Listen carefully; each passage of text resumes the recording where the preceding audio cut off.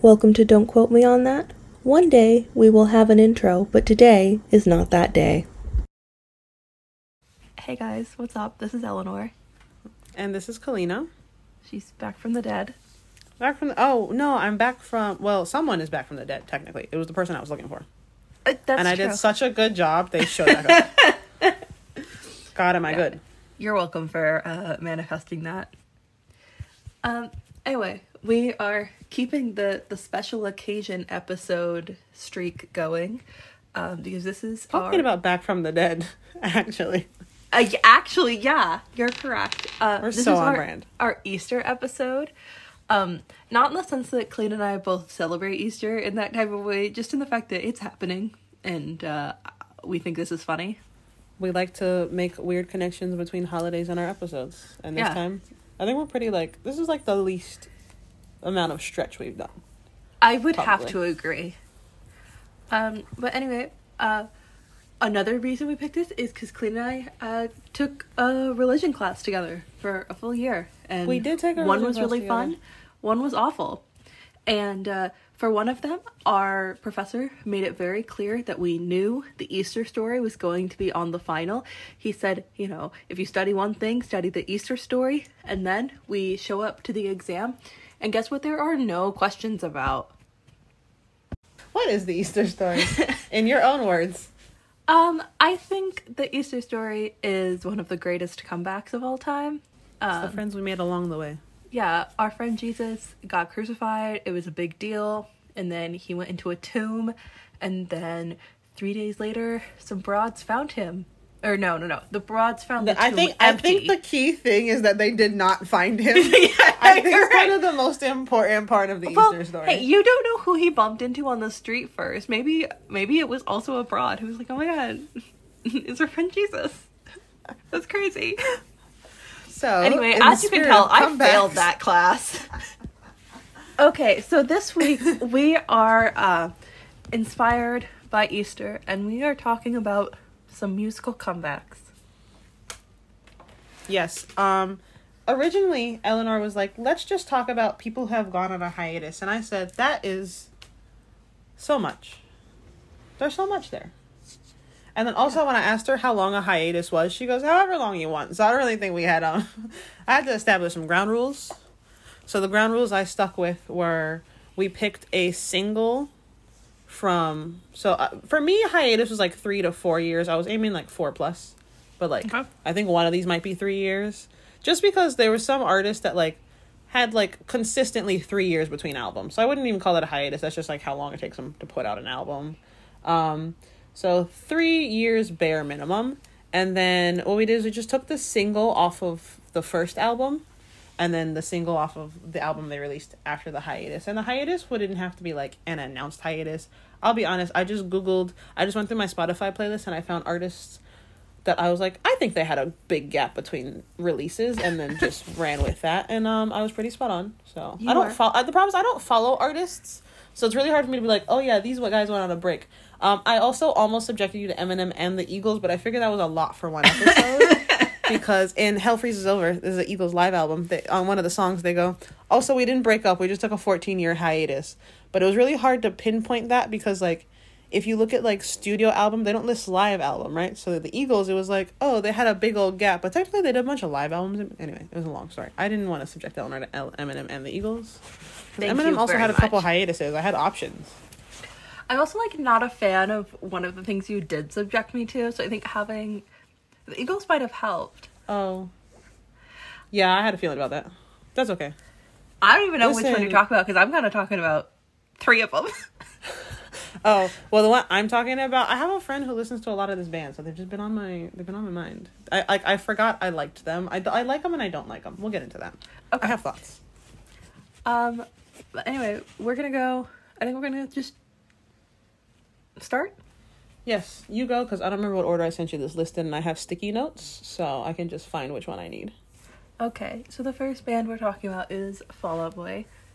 I was throwing Eleanor a bone here. That is correct.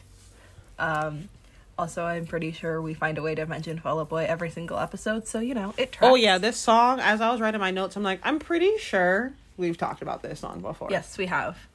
The pre-hiatus song that we picked was "I Don't Care," Folie à Deux, in 2008. Banger. Banger. That whole album, banger. Banger. Listen, okay, we've talked about this song before. I'm sure we've talked about this album as a whole. I think this is my favorite Fall Out Boy album. It would be my favorite Fall Out Boy album, even if every single song on the album sucked. Because, I mean, every other song, because it has 27 on there, and that is, unfortunately, my favorite Fall Out Boy song. That tracks, yeah. It's got $20 Nosebleed, which is one of my favorites. Yeah. But yeah, let's see the Brendan Urie of it all. Wait, and that's just a voice that came out of nowhere. Who is that guy? And like 27 for sure is like obviously about 27 Club and like hedonism and like life in the fast lane and the high life and like all that stuff. And I think the album as a whole, you could make that argument as well. Mm-hmm. And so this song, I Don't Care, is like kind of, I think, turned inward in the sense that it's obviously very much like I don't, in the chorus is I don't care what you think as long as it's about me. And it's like, I think the singer in a phase of their life, or the artist in a phase of their life where they're like actively making these horrendous, horrible decisions. I would like you to know I didn't write any of these on my this is me going off the cuff. None of these are notes I actually wrote down. Sticky note. Yeah, I didn't write any of this down. My what I wrote down is I love the bridge in this song. But kind of like 27 being like, I think like resigned to your fate of this is just an aspect of this industry, is like drugs and people you cannot trust. Like he says, I got a lot of friends who are stars, but some are just black holes. Like just being resigned to the fate of like, it's the high life and I might go out, but at least I guess I go out on a high note. Whereas this one's like, I think like maybe when you're first starting out, you're like, I don't care what you think as long as it's about me. Like any press is good press, you know? And I just I love the bridge. I feel like this has a very like, I talk a lot about like chanty group aspect. Like if you're at a concert, if this is on the radio, like people will get up and sing along to this song. This definitely has that. And I think it's so fun to yell, I don't care what you think as long as it's about me. It's like a generally applicable feeling. Or like, even if you don't feel that, if you're trying to get there, you know, like very faking it till you make it. And then also, one line in the song is, I say my name and his in the same breath. I dare you to say they taste the same, which I like that. I like talking about hiatus and taking a big gap, even if it wasn't planned. I like a little callback. And I don't know if this was intentional, but it always reminds me of He Tastes Like You, Only Sweeter. What is that? Oh, Thanks for the Memories. Yeah. Yep. Come on, Eleanor. One of us has a Fall Out Boy tattoo, and it's not me. Oh my god, this girl told me the other day she liked my tattoo, and I had to look at my arm and be like, what is on there? Because I never see it. I forget all the time. I'm planning a concert outfit right now with a lot of leg, and like I don't have the money to get another thing done on my leg between now and the concert, but like I might find the money. Buy me a tattoo gun. I got you. No, I can trace I would lines. like to keep my leg. I'm the cleanest person, you know. You'll be like so sanitized the tattoo won't even stick. I think you would find a way to somehow get bleach in my bloodstream and it would kill me. Hey, back to, listen, at least we went on a high note. You went out doing the thing you loved, hanging out with Kalina. I mean, yeah, but like also please don't kill me. Alright, fine. Anyway, Fall Out Boy killed their musical I'm just career. saying, like, if anyone should kill you, it would be me, right? Like, I think that's best case scenario for you. Yeah, that's not... I think you'd have the most reason to as well, but, like, please don't. And it'd be justified. It would. That's the worst part. I'm pretty sure even my mom would take your side. With love. With love. I love you. Oh, yeah. Thanks. I agree. Anyway, the same time that you said that, I said a very dramatic, and then Fall Out Boy killed their music career, which... I did hear it. Sorry, it was good. It was good. Thank you. They didn't really. They just went on like a 5-year gap, and they got back together. Was there a reason? I was trusting you to have the facts there. Oh, I don't think the thing is, I didn't get into Fall Out Boy until they were actively in their hiatus, so like I wasn't really caught up on what was happening when it was happening, but I know it happened. I assume probably because I think it might have been around when they were all starting their families, so that perhaps played something. I don't actually know. I could be making things up. Who anyway, wants families? They came out back with My Songs Know What You Did in the Dark, which plagued retail playlists for years to come. I have mixed feelings about this song, right? Because, like, it's good. Like, I think if I'm judging it by, like, Fall Out Boy standard, it's not a good song. But it's a good song. And then, like Eleanor said, it's, like, plagued. It was just everywhere. I got kind of sick of hearing it. I didn't listen to the song for a long time. I was like, it's not that good that we need to be listening. But, like, also, considering the band Fall Out Boy is/was and coming back from a big break, I get why that's, like, being pushed everywhere. That's big news, you know? And I feel that way about another band on here. But it is a banger to come back with. I will give them that. Like, if I was going to come back with any song off of that album, this would have been the one. Absolutely. I remember when I first heard it, I was like, this... When I first heard it, I was like, this... yeah. And then I just heard it way too much. Yeah. Listening to it for this is the first time I've listened to it, like, on purpose in probably years. So good. I'm not going to listen to it again for another couple of years, because I got it, but, like... Like, it's one of those songs when it comes on, like, now, I'll listen to it, I'll sing along, but it's, like, not on my playlist. I don't need to hear it that frequently. Correct. But, like, talking about, like, chant, group aspect of I Don't Care at the end, I love coming back, again, and then, like, referencing yourself, I love coming back from a hiatus or coming back from this big gap, and the first thing we hear from you is something that, like, everyone can get behind. Everyone can sing along to this song. It's got, like, the little classic clapping aspect. The whole chorus itself is a sing-along. Then they have that little bit where they say, burn everything you love, then burn. Then there's a pause. Ashes. It's so good. It reminds me of that, there's an Imagine Dragons song like that where everyone does the gasp. I think it's Radioactive. Oh, yeah. Yeah, like that sort of vibe. So, like, coming back with something that, like, not everyone's like, oh my god, I'm so excited to hear Fall Out Boy again. It's been so long. This is a fun song. It's also a song that you can, like, scream along to no matter where you are. And the beat, like, catches your attention just coming into it. It does. It really goes hard. And it is smart to have, like, a song that can give the crowd a collective experience when you come back.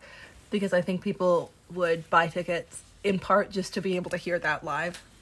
Yeah, even if they're not, like, fans of you. It's like, oh, I know Fall Out Boy's big. They're, like, back again. And then thinking, I don't know if you've ever heard this, but, like, people talk about the Single Ladies beat and how, like, if you gave that beat to anyone else in the world, they wouldn't have been able to do anything with it. And, like, I never think of that because, like, you hear Single Ladies and you're like, that's a good song. But when you listen to the beat by itself, it's not... It's wild. Like, it's an insane piece of music for someone to present to you and be like, okay, make a hit out of this. But Beyonce did that. I think about that with this beat, not to that extent, but I'm like, I just feel like it wasn't the easiest to work with, and they, like, made it really, like, and to be fair, they also made it, but you know what I mean? And then, I Don't Care, was lyrically very simplistic for Fall Out Boy. We've talked about this before.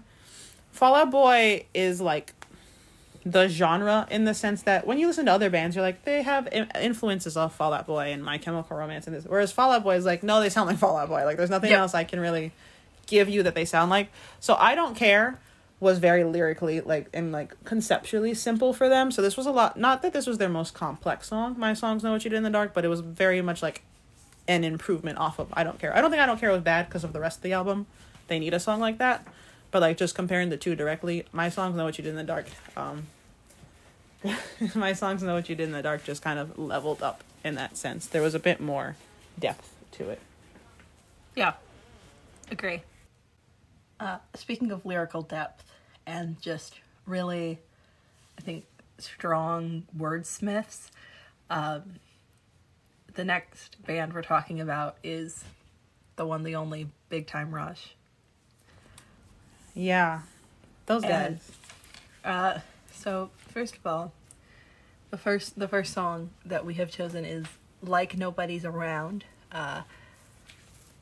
And my very first note for this song, I think, just kind of encapsulates everything.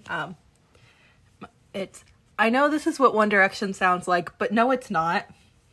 Do you want to hear what I wrote down? Yes. My last note is, this is what I thought One Direction sounded like.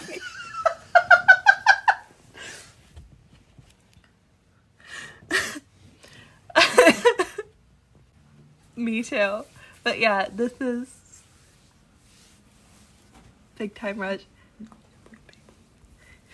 Yeah, I also don't think I've ever listened to a Big Time Rush song in retrospect. I have not. I think I've heard the chorus of Boyfriend, and that's it. I know I watched the show a little bit, but it did not stick into my brain at all. Partially because 2 years into Big Time Rush being a thing, the one true boy band for our generation came and just body slammed them Big out Time Rush of the precedes public One eye. Direction? That's wild. That is correct. Actually, the first time One Direction toured America, it was as Big Time Rush's opener. Because what people would do is buy tickets to see Big Time Rush and One Direction and then leave after One Direction because, I don't know, they didn't want to dance Talent? like nobody's around. It's a Big Time Rush lyric from Talent? for the song. Oh, yeah, Talent. Yeah, basically. Yeah, that's what I thought One Direction sounded like. It's very, like, early 2000s. Mm-hmm. Was a boy band that was put together not by any organic means. Mm-hmm. It's a song. I I don't know who's singing at any point in time. They all sound exactly the same. Nope. That all exactly the same. Also, I watched the music video, and this song is like 1:50 seconds, and the music video is just them dressing up as different iconic boy bands, which is cute. You know, I like that they lean into it. I wish the song didn't lean into it as much. I think the song has like 3 words in it. Yeah. Granted, they are the words that are in the title of the song, so at least they did something there. I will say that in terms of like being very 2000s, you know, TV show boy bandy, they like toe this line so well of like alluding to, because like their demographic is like preteens, okay, and like maybe like early teenagers.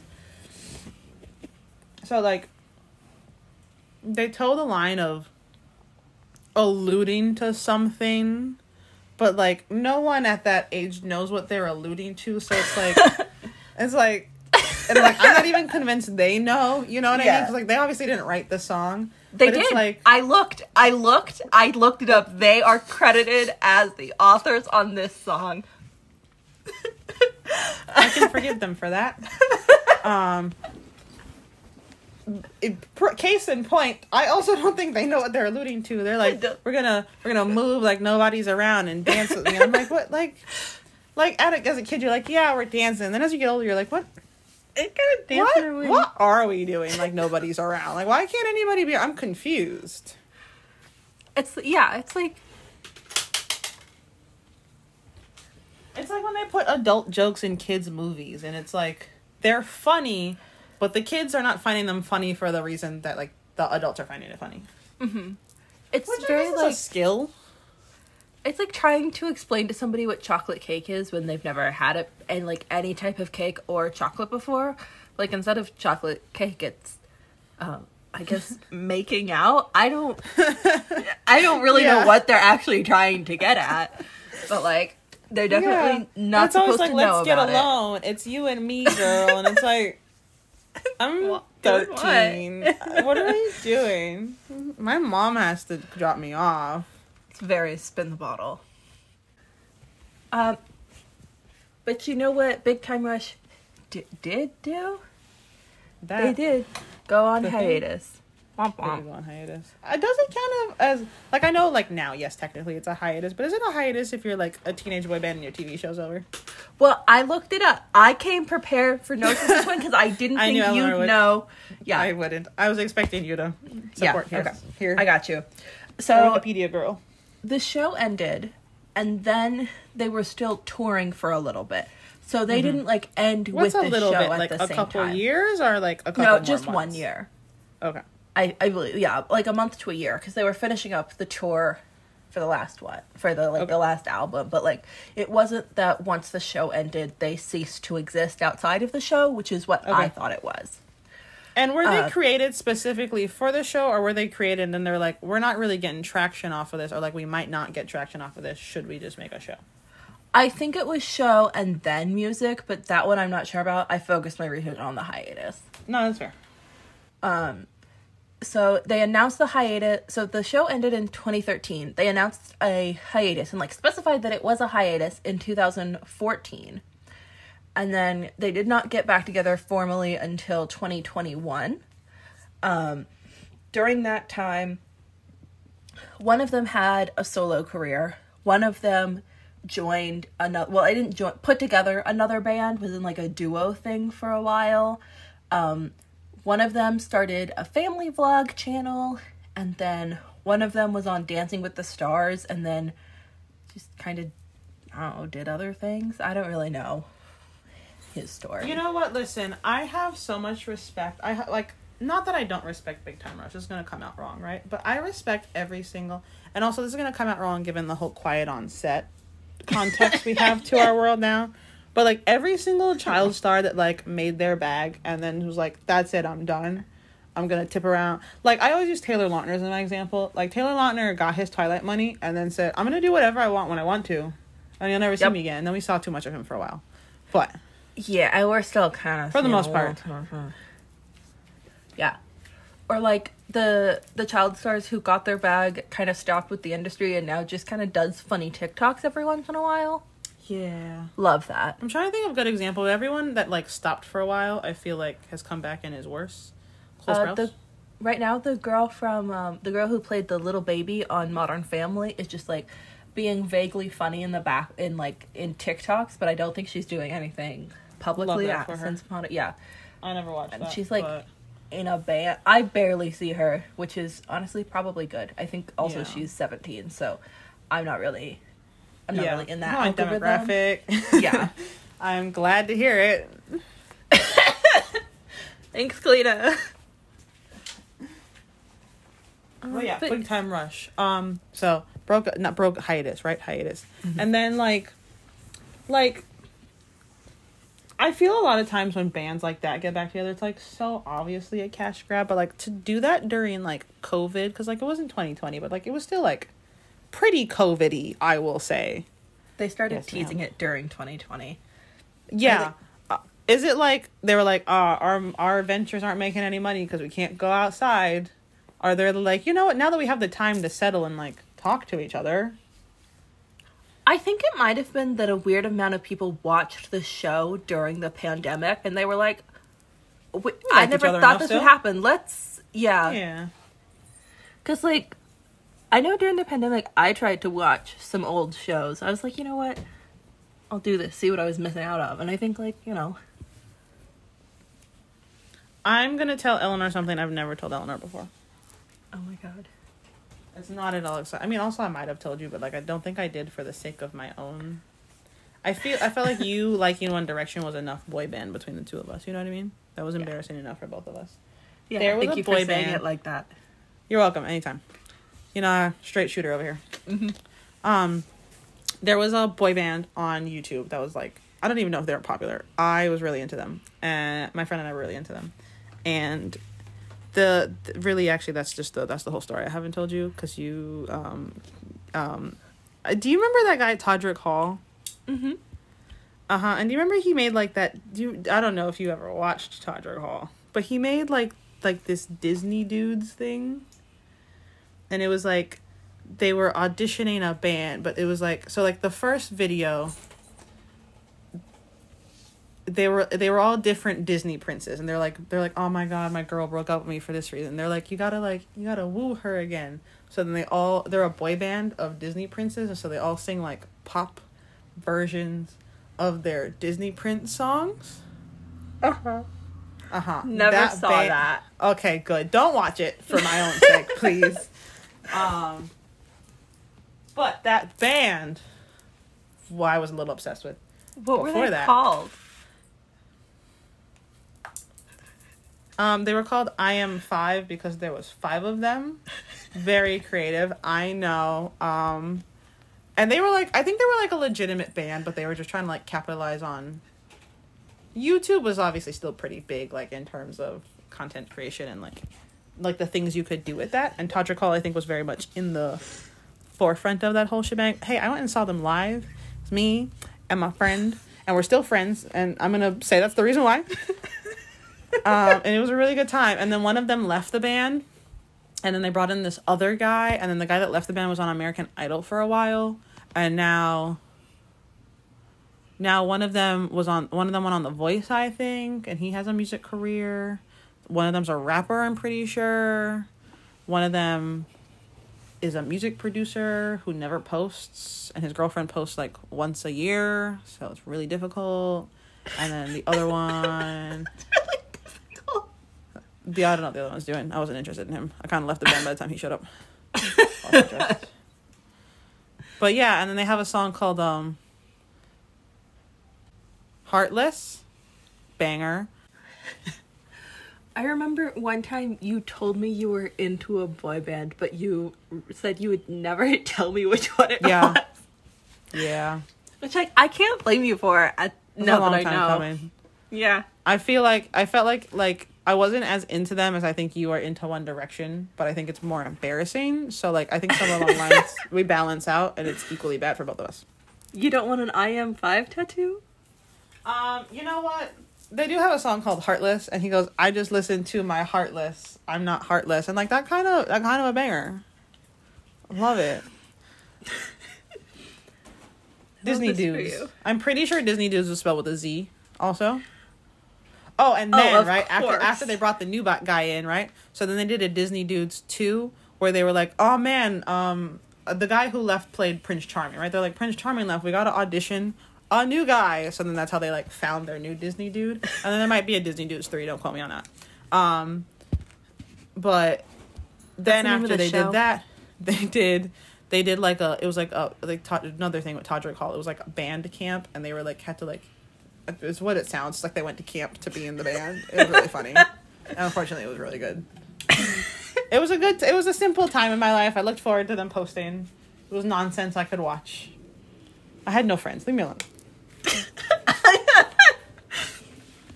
At least you don't have 3 tattoos for them, you know? At least you maintained that level of dignity. Yeah, I'm gonna stew on that. I'm sure I can come up with an idea if I try hard enough. Okay. I'll go with you. Won't. All right. Bet. What were we talking about? Big Time Rush. We talked about Big Time Rush. I will argue I Am 5 definitely made better music than whatever this song is. I'll stand on it. The post-hiatus song? The pre-hiatus song. Oh, okay. Also probably the post-hiatus. Yeah. I'm standing on business, as the kids say. So, in 2021, I believe they released their first post-hiatus single. And then in 2023, they released Can't Get Enough, which was the lead single from their comeback album. And honestly, they're staying in there. We're definitely referencing something era, because one of the lyrics in this song is, I want to fall in love on the floor. Yeah, I wrote that down too. I hate us. Okay? So listen, like, definitely we've matured vocally, lyrically, legally, but like same level of suspense in terms of like, ooh, what are we talking about? But now I'm like, I'm an adult, I know what you're talking about. What were you talking about before? Can I get some clarification on that?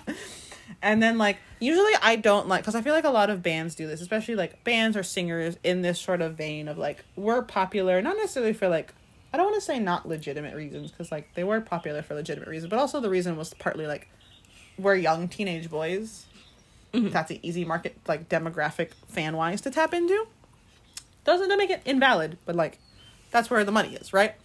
And when they come back, it's like, I don't think they have, this is gonna sound mean, so I apologize. I don't think they have the skill or like ability to maintain interest for an entire song. So then they're like, you know what we should do? Throw an EDM breakdown. And like Normally, I don't like that. I did like it in this song, but it was giving me very... Also, Justin Timberlake has a song that came out recently that's like... It's like Can't Get Enough, I think is also the name of the song. This gave me very Justin Timberlake vibes, vocally, EDM, like the balance of like singing versus like techno-y. And I don't know what the right word is. Not EDM, but you get what I'm saying. Like electronic-y music. But they also do this really interesting things that I think more adult boy bands do when they're still trying to like, I think, keep both audiences happy in the sense that like we're towing the line of marriage and also one night stand, because it's like, you're the only one for me. Also, I want to fall in love on the floor. I don't know where the connection between these 2 points are. I'm sure you see it. And then also the chorus, like the little EDM bit, that like they do like oh oh oh or something like that. If you hear the song, you know what I'm talking about. It was giving me very like Tell It to My Heart, the song by Medusa featuring Hozier. Banger. So much better than whatever Big Time Rush has going on. I'm so sorry. Like, it's so weird because they definitely like acknowledge that their original fandom had matured just based on the content of the song. They acknowledge that like they're trying to target a little bit of an older demographic, but then it's like they fail to actually do that. Like, it's like they're like, we're in on the joke with you, but the joke they're making's not funny. Yeah. It's like they're breaking the fourth wall, but like, they're like, haha, we know we're a boy band that just got back together, and like, you're gonna give us money because of nostalgia. But like, that's all the effort. They put all the effort into like planning that and not so much what they were putting out. Mm-hmm. Yeah, like, a gimmick only works if you also acknowledge that the audience is gonna know it's a gimmick. Like, yeah. You can't be like, haha, isn't this funny? But then also be like, oh wait, this is literally sincere. all we have to give. Yeah. Yeah. That was my note. My note literally was, this is so boy bandy in a way that like is not good. I love us because, yeah, every single... I know we talked about 2 bands so far, but, like, I wrote down basically word for word what you said. We are locked in. Locked in, baby. For real. For real. Are we ready to move on to our next segment? If it's the band I think it is, I'm not ready, but you know what? You go for it, buddy. All you. Okay. So, this band... Like, we were talking about how Big Time Rush, like, is acting like they're in on the joke, but other people aren't. This band is in on the joke, and the audience is in on the joke, and they are in their bag, and they are beautiful. Most importantly, the joke is funny. Most importantly, the joke is funny, and the music is good. They're sincere about the joke. Yes. And they are also musically talented. Geniuses. And second coming of Mozart. Genuinely, it's like, yeah. Now, that being said, this is what NYU wants their like music majors to be like, but they'll never get it. Live up to this. And what is the name of their song, Eleanor? So, the name of this song is My Dick. And as I was saying, just like Kalina and I were trying to workshop our specific terminology, I was trying to workshop how to best sum up my feelings about this song, My Dick. And then I was scrolling through the YouTube comments, and I saw one that just resonated with exactly how I feel about this song that is titled My Dick. It says, I can't decide... Eleanor just using this as an excuse to say that word 50 times. Correct. I can't decide if I really love this song or really hate it.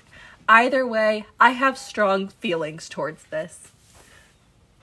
And that's exactly how I feel. Sometimes I catch this song and I... Thank you. I think. I'm taking that as a compliment because it's my birthday. 50% of the time. It's almost your birthday. Oh my god, how does it feel to have a mostly fully developed frontal cortex? It feels good. Today I spent $12 getting breakfast at Taco Bell, so I don't think it's developed. You Quite got 2 more yet. days. That's true. Hopefully we speed run the next 2 days. I don't think we will. I'm gonna go to Target, so that's already setting myself up for failure. I don't know if I said this joke on the internet, but I said it to you and then I said it to someone else yesterday and I got a good laugh from the group. So it is that my birthday is in October, and so my frontal cortex will be fully developed, but I was born a month early, and therefore I think I should be allowed a 1 month grace period to be stupid still. Thank you. I think your main problem is that, like, you haven't really been stupid yet, so... Oh yeah, no, I'm gonna really maximize on that 1 month. Yeah, I think you cooked. Like the month early didn't set you back. It really pushed you forward somehow, you know? Anyway, my dick. Masterpiece. They make party music. It's not a deep song. Listen, I'm getting what I expect. Also, this is 303. Did we say that? 303. I don't think we did. It's 303. We're getting what we expect from a 303. Like, I'm not going into a 303 song expecting my life to be changed in any sort of, like, deeply Profound emotional way. Yeah. My life's going to be changed because, like, damn, that's a good song. That's a banger. Next, if I hear this at the club, which I never do, okay? Also, I don't go to the club. I should preface it with that. But second of all, if I went out, like, last night I went out, why'd I hear 3 Blink-182 songs? And then Beverly Hills by Weezer. Again, bangers. But, like, throw me some 303. Just one. Do you know how loud the club would be if Don't Trust Me came on? It would just be me yelling, but it would be loud. I love listening to 303 on the way to work because it really, like, just primes me to get ready for the day. Like, that is my Monday album. I feel like I can it's like I can take over the world, and even if this is a horrible day, who cares? Because I'm alive and young and having fun. Exactly. And I'm a vegetarian. And my dick asks your dick what's for dinner. This is a good song. Was the 303 hiatus planned? I think 303 was just like... I think 303 was humble enough to be like, we've done what we can do here. We're not reinventing the wheel. Like, we are, but they're not, like, trying to reinvent. They were like, listen, we made party music. We, like, our scene... I think there's, like, Warped Tour. You know, Warped Tour's over. That whole, like, scene... I think, like, scene... Both in terms of the music scene that they were in, and also, like, it was seen, like, the scene, like, as a whole, kind of, like, had come to a natural conclusion for the most part. Mm-hmm. Yeah. It wasn't an official hiatus by any means, but yeah, I think they read the room, and so they didn't release any new music, but they were still kind of active, like, on social media, and I think did a few shows during the 5-year like, gap. 303 day. Yeah. And then their music producers and writers outside of that, they wrote, like, Tattooed Heart for Ariana Grande. They are in the music industry. Correct. They worked with Max Schneider, I think his name is, who actually opened up for Big Time Rush on their latest tour. I was a little in love with that guy. Honestly, me too. Do you remember that movie Rags? He got this song, banger songs. It's called, like, Someday or something. Fantastic. He's got an album that I listened to all throughout, like, lockdown. So good. I cannot listen to it now, but, like... Oh, he had a song a while back. I don't like, follow his new stuff too much, but he had a song, I think not too long after he left, like, Nickelodeon, like, the acting scene in that sense. And it was called Gibberish with Hoodie Allen. Banger. The whole music video is, like, in reverse, and so, like, the chorus is, like, he's singing stuff, but they just, like, reverse it literally. But he says, I don't know. It's a really good song. It's Gibberish. It's called Hoodie Allen.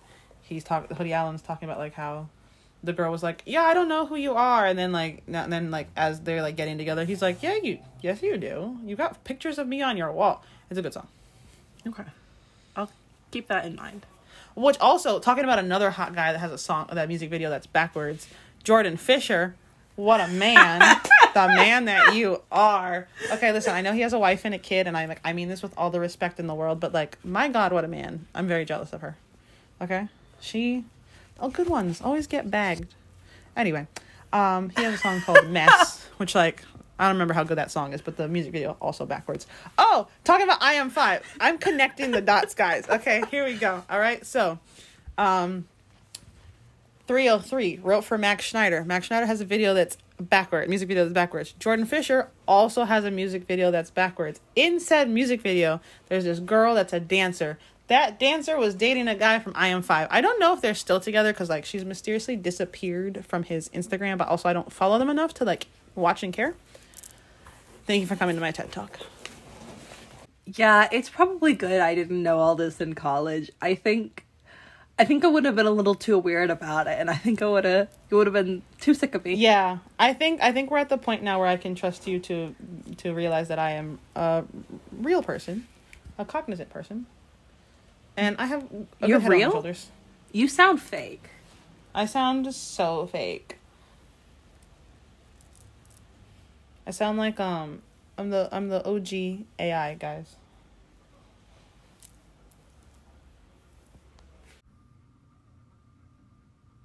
Okay, so we lost Eleanor. You know, classic Wattpad moment. She got sold to One Direction. And I don't think she's mad about it, but unfortunately that does mean we won't be seeing her for the rest of this episode. So I'm going to wrap it up for you all. I was talking about Jordan Fisher. I stand by what I said. Cutie patootie. Anyway, also, speaking of Jordan Fisher, now that Eleanor's not here, I can go on my little musical theater rant. They did Broadway Cares recently, which is this thing they do everywhere. They do like Broadway backwards, something along those lines. Basically, long story short, Broadway backwards. Actors will perform songs that they like typically would never get cast for. So like, simplest example, a guy will sing a girl's song. So like, I saw 2 guys had done Love is an Open Door. I've seen this wonderful lady from the band's Visit. She did If I Were a Rich Man from Fiddler on the Roof. Anyway, all of that being said to say, Jordan Fisher did it this year with a deaf actor, and he was quote unquote the voice for the actor, and they did this lovely little scene about this deaf guy in college or school that like doesn't, his mother just like refuses to understand him and his sexuality and his deafness, and they perform Listen. So good. If you haven't seen that, go check it out. Not at all on topic. I'm going to be bopping over to the next songs or the next band that we were going to talk about, which I had mentioned earlier. I have a friend who's listened to a lot of Blink-182, and I've been hearing a lot of Blink-182 lately, so I was like, this will be fun. And also I really liked what I thought was their new single, which was One More Time. A little on the nose lyrically, but like great song. Just, you know, Do I Have to Die to Hear You Miss Me? I think I talked about this song in another solo episode I did a little while ago, so I won't go too much into it. But this wasn't even the single they released first, unfortunately. So I also don't have my times or anything. I'm a little less prepared. Eleanor's our research person. So the first song pre-Blink-182 hiatus was Blame It On My Youth. And this was like, to me, very lyrically, very positive for Blink-182. I'm the ink and you're the headline. They're not... Blink-182 and Fall Out Boy both occupy spaces that we talk about. Like Fall Out Boy, there's no one to compare them to. They are, quote unquote, the blueprint. Blink-182, similarly, but I wouldn't say Blink's genius lies in their lyricism. I think they just do a really good job of like articulating feelings that, you know, the like stereotype of like angsty pop punk teen, whatever, like I gotta get out of this town. They're really good at articulating those feelings, but like the ones that are turned inward almost, but at the same time they don't evolve from that. I think like listening to Green Day, like a lot of more recent Green Day, it's, yeah, I want to get out of this town, but also like here are these things that I have faced on my way out of the town and now that I've left the town. Blink-182, I think, like, still sing about their childhood, which is good. It's formative. It is who has led them to be where they are today, but they don't necessarily say, this is what led me to be here today, and this is what I'm struggling with now. It's like, these are these fundamental things that have affected the trajectory of my life. But Blame It On My Youth is very positive for Blink-182. I didn't have too many thoughts about this because I thought Eleanor would hate that I made her listen to this band. So I was going to kind of let them take that. But I liked, there was a little like not call back, but like I was bored to death with Bored to Death as a Blink song. And I love the acoustic on the, in the final chorus on the I'm the ink and you're the headline. Then, and the reason I said they didn't grow with age is you listen to their most recent or like first single off this new stuff that they put out is Edging, which the juxtaposition of the title of this song versus like what the actual content is it's really interesting. Like the like third or fourth line is like get the rope, get like, oh, he says they'll be hanging me quick when I'm dead, get the rope, get the rope. And I'm a punk rock kid. So again, digging from that childhood, we're not really like evolving beyond that. And it's fun, but I think it's tackling topics they always do. So I think this is a really good song to come back with, in the sense that, like, talking about when we were talking about I Don't Care versus My Songs Know What You Did in the Dark, not their most, like, that wasn't Fall Out Boy's most impactful, meaningful, genius song. No, but it had a message. It was very much in line with their discography, but still, like, enough of a bop and lighthearted enough that like even a casual Fall Out Boy fan or just someone like flipping through radio stations could hear it. So same thing here with Edging, is I think it was fun, especially with the title. People would be like, oh my god, Blink's back, and listen to it just because it had a stupid title and they're expecting one thing, and they get something that I think sonically will feed their expectation, but lyrically will then still hold up in the, again, discography of Blink-182. They're like their repertoire, for lack of a better word. I don't have a lot of thoughts. I think it's a good song. I do think One More Time is better. I think that was a really solid song. It shouldn't take a sickness, airplanes falling out the sky. Do I have to die to hear you miss me? Tell your friends you love them. You don't know how long you have them for. The last band we were going to talk about was the Arctic Monkeys. Bold choice, I think, as far as I'm aware. We both like the Arctic Monkeys, just not like active listeners of them. But I figure like we knew enough, especially their older stuff, to like make a good comparison. So Are You Mine was the pre-hiatus song. What a song. Guitar, and more guitar. I don't like have a lot of I don't know what there is to say about this song that hasn't been said. It's from 2012, I believe, if I remember correctly. I don't know what he says. Kind of talking about Blink-182 is not necessarily strong lyrically, but thematically. Fall Out Boy, very strong, like, lyrically in terms of being poetic and how they phrase things. Arctic Monkeys are very abstract lyrically, but powerful, I guess, again, in a Blink sense, thematically. Like, you know what they're talking about. You get the general idea. He's tapping into this, like, I think, hyper-specific emotion in these very general situations. And the general situations are, like, a situationship, a relationship that's, like, maybe not the healthiest, whatever. But tapping into, like, the very yearning and not quite positive, but not quite negative aspect of it. And I think I wrote down yearning without submission, if I can read my handwriting here, with like, it's like, I want you so badly, but it's like, I'm not necessarily going to do whatever it takes and whatever you want, but I can admit I'm man enough to say, yeah, I want you. Like, just wanting it said plainly also, there's like backing vocals in the chorus. So when they're going, are you mine, over and over again, in the back you say, are you mine tomorrow? Or just mine tonight. So, like, just let me know. I can take either answer, but just communicate that with me. But, like, everyone's heard this song. If you haven't heard this song, go listen to the song. It's so good. I think the one that gets more hyped, or, like, more hype is, Do I Want to Know? Or Why'd You Only Call Me When You're High? It's a good song. AM is a good album. Snap Out of It, I really like that one. Knee Socks, I Want to Be Yours. Like, this is an album where, like, I'd say minimum 50% of them are bangers. Absolutely hold up. So that is AM from 2013. Single did come out in 2012 again, if I remember correctly. And then the post-hiatus song came out in a year that was after that. I'm sure that's helpful for you all. Not important. It came out a few years later, and it's called 4 out of 5. And I remember really liking this when it came out, and then I think I got kind of sick of it, and then I really like it again. What was this man's name? Alex Turner? Alex Turner has like a cigar bar, crooner, weeknight spot kind of voice. And I love it. I'm here for it. I like that he sounds like that, but doesn't necessarily sing to music that sounds like that. There's this guy that just popped up for me recently. I think his name is like Steven Sanchez. Don't quote me on that, but I think that's what his name is.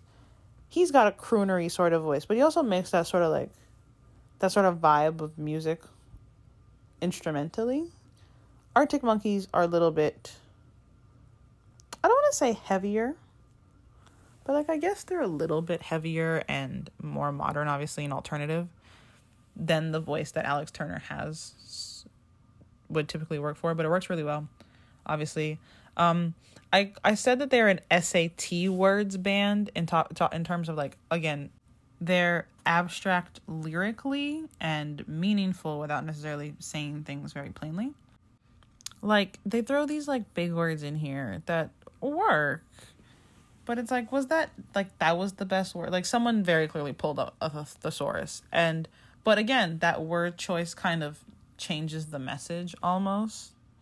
Like, not that Exodus is a big word, but like Exodus, gentrified. It's like these words that like aren't really necessary to communicate his point, but he still does them. And talking about like, this place was like well reviewed. It's got 4 stars out of 5, and that's unheard of. And they don't sound like a different band in this like return, but it's a totally different vibe than Are You Mine. Are You Mine is like very punchy and in your face, where I think this is a lot more croonery. Again, still not that kind of music, but a lot smoother and subtle in its impact. However, it is a long song. It's, how Eleanor was like, yeah, that was a 5 minutes. Like, you can tell that was a 5-minute song. I just felt like it went on a little too long at the end. We didn't really need the repetitiveness, but that's just like more of a personal thing, less objective. Obviously, nothing we say here is objective, but I hope you get what I mean. Anyway, I am 1/2 short. I feel like even when we try, the ball gets dropped somehow. But we had Eleanor for most of it, which is a definite improvement. I cannot guarantee who we will see next week or who you will see and hear next week, but hopefully it will be at least one of us. I hope you enjoyed. Maybe I'll just make Eleanor upload her response to what I said while she was gone. And then boom, you guys got a show. But everyone enjoy. Have a safe and happy Easter, and try not to plan any comebacks from the dead, unless you're a band that I really like. Please and thank you. Thanks for listening. Don't quote me on that. One day we'll have an outro, but it's not today.